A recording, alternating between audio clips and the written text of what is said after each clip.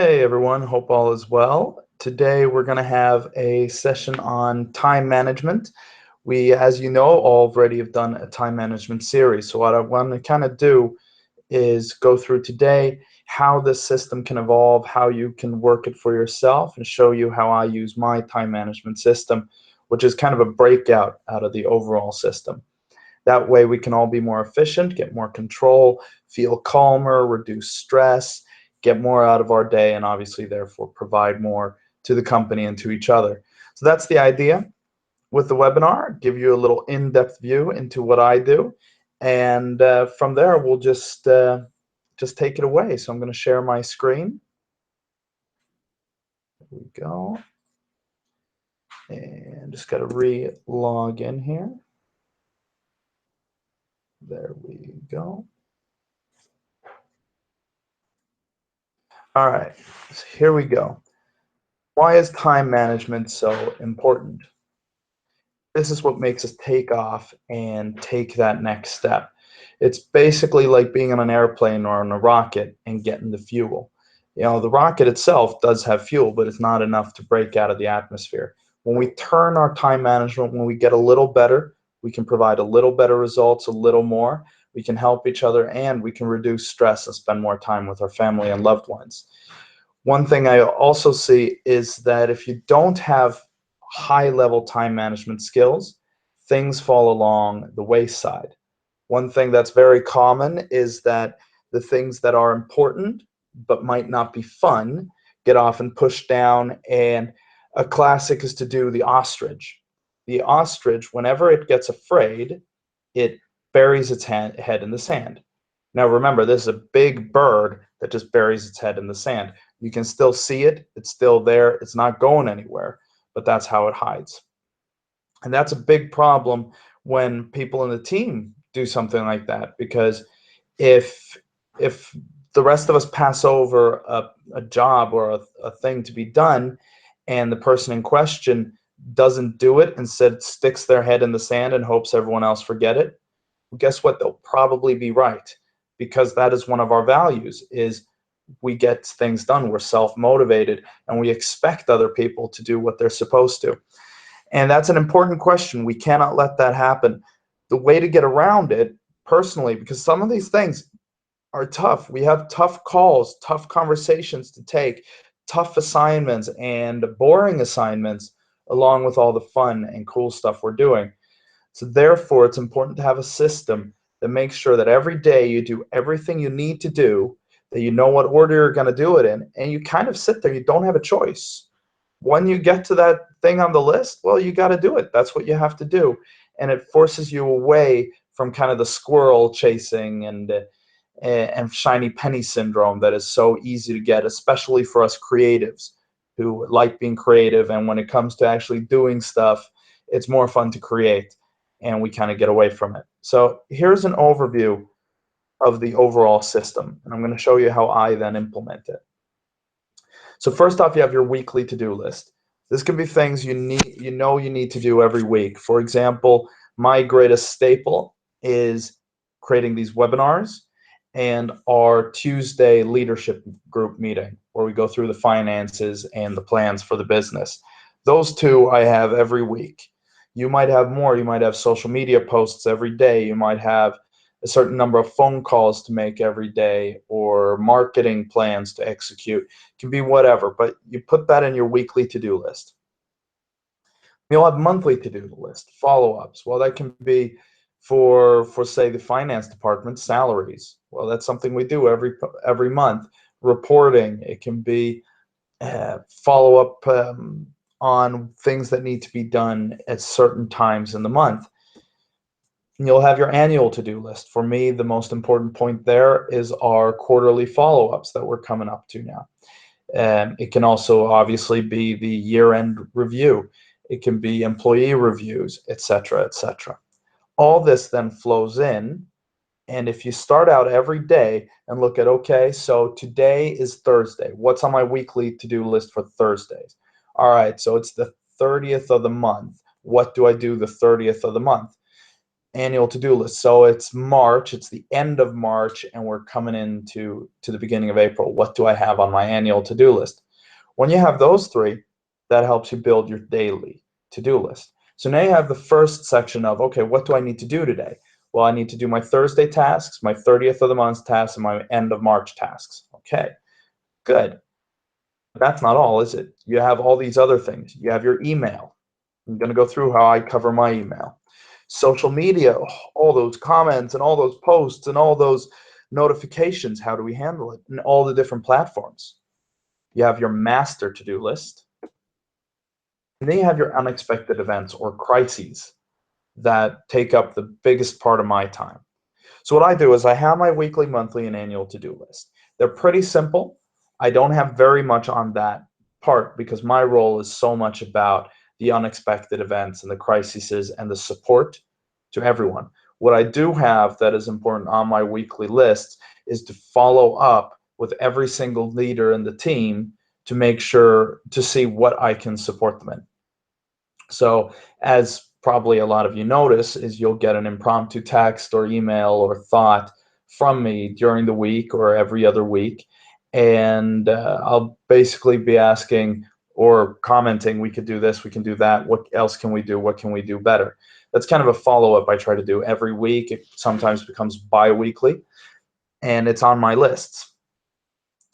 My monthly to-do list is something, it's simple. Mostly, actually, the monthly to-do list is going through stuff with Maria for the finances. And my annual to-do list is really about quarterly reviews, team reviews, etc. Then I have my email. I check my email once a day or every other day. I do a clearing of my email. It does go to my phone, so I'll always keep an eye on it if something important comes up so I can take care of it at once. So I'll check it once in a while, but I won't go through and reply to all the emails more than once a day or every other day. That decreases the amount of time put in start and stopping. The same thing is I actually on my phone have social media, message apps, email. I have that not on my front page. I have it on page 2 of my phone, meaning that to be able to see the notifications I have, I actually have to swipe and go to the second page to see what I'm missing. That way I never have to be worried that I get disturbed. For example, right now doing the webinar, if I had my phone here next to me and I had it buzzing with different texts, that would totally disrupt this webinar. I would not be able to reply quickly to the messages, and this webinar would be much worse. Instead, I focus 100% on creating this webinar, and then I'll go and focus 100% on my phone when it's time. There's my master to-do list. I'll show you how I use the checklists in Trello to really stay on top of my master to-do list. And then it's unexpected events. And that can be anything. It can be financial. It can be person. It can be a business thing. It can be anything that comes up. One thing I read in one of Peter Drucker's books, Peter Drucker, if you don't know him, Google him. He is basically the father of modern business management. He says there is no crisis that can't wait 90 minutes. Okay? So obviously a crisis has to be taken care of quickly, swiftly, and at once. But you don't have to keep staring at your phone to see, oh my God, is a crisis going to come up? Instead, do what you need to do, focus on the root causes, and then if a crisis comes up, well, let's work it out then. Let's take care of it. So it's one thing that's one way of handling it. I obviously usually have one type of crisis a day that I have to take, either from the sourcing team, the research team, the sales team, the Swedish Wealth Institute team, the finance team. Someone's, at least one a day, calls me with something big that has to be taken care of. And then I have to put everything else aside and I have to take care of it. And that is why in my other to-do lists, I try to make sure that I have time to every day be able to take care of these crises, because that is my role. That is what I need to do. For someone else who focuses on sales, their role is to sell. So they might not need to make as much time for the unexpected events because they rather know I need to make a certain number of calls. I need to sell these deals. I got to get these results. So it's all individual. But these are the parts that will make up your individual to-do list. So if you haven't already, please create a weekly, monthly, and annual to-do lists. Try handling your email once a day or even every other day, but obviously check it once in a while. Same thing with your social media. Try putting that on page 2 on your phone so that you only check it as your email once in a while. And then you can do a race and do it, and you can focus and you can get into your flow. And then create in Trello a master to-do list and just put everything up there. Instead of keeping all that in your mind, trying to remember what do I need to do, when do I need to do it, put it in your list. And then just be ready for the unexpected events. They'll always happen, but if you have your daily to-do list with this is what I'm going to do, and a crisis happens, you know where in my priority should I put it. It's very, very simple that way. So let me show you how I use the master to-do list in Trello. So if you hang with me here, we have our family brain. So everyone in the leadership team actually has access to my to-do list and can put stuff on it. So here is what I have right now. So I've already checked off 423 items. But here are some stuff I have. I have a contract I have to take care of, to find my passport for a trip. I have my marketing pack I want to create for our Spanish properties. I'm looking into the IP telephone system for the company. I have to refer a client to our accountant. I have to talk to the rent-to-rent guys about partnership. When I add an item, for example, I have to reach out to Kevin Green through Yelena for a meeting because I'm going to talk to him about a partnership. I need to create a talent dynamics for a guy we're looking at hiring, Lucas Slitmark. This is a personal item for our apartment. I need to talk to Bristol Suter about our invoice or about our checks. I have to register a couple things with HMRC for our sourcing agency. I have to send some letters to HSBC and Lloyd's. I'm working on our fund for the lenders. I have to create a new spreadsheet for our service departments and rent-to-rent, and for that I also have to talk to Airbnb and HomeAway. I need to do a bank loan application with HSBC, and I have to do some domain purchases. So as you see, widely different tasks. I could never keep all this in my head, but as soon as I'm done with something, I can just tick it off the list. So if we, for example, say, well, we'll tick this one off that I just created. Once I'm done, I just tick it off and it goes away and it goes into my checked. So I'll recreate that Kevin Green meeting. And see, it comes up, I can take it off. It's a very simple way of handling your to-do lists. So every single day I check my weekly to-do list, my monthly, my annual to-do list.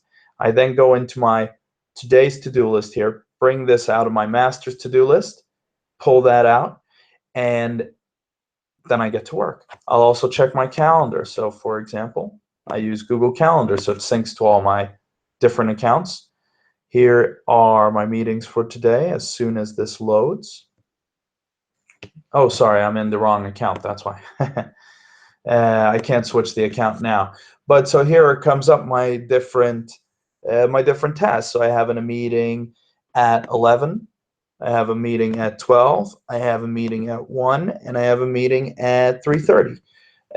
So all that factors into how many points can I take from my master to-do list. So you have to work this, and you have to find your own balance for it. You have to find what you need to focus on for you to get that explosion. So I hope this has been useful, and I appreciate you hanging with us. So we'll speak soon. Thanks a lot.